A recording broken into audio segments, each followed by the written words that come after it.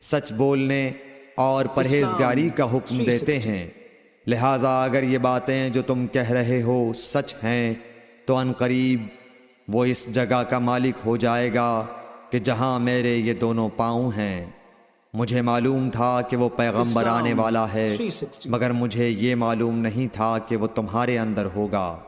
اگر میں جانتا کہ اس تک پہنچ سکوں گا تو اس سے ملنے کے لیے ہر تکلیف گوارا کرتا۔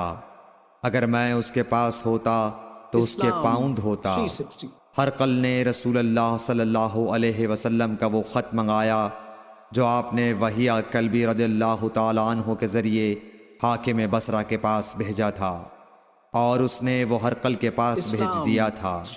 پھر اس کو پڑھا تو اس میں لکھا تھا، اللہ کے نام کے ساتھ جو نہایت مہربان اور رحم والا ہے۔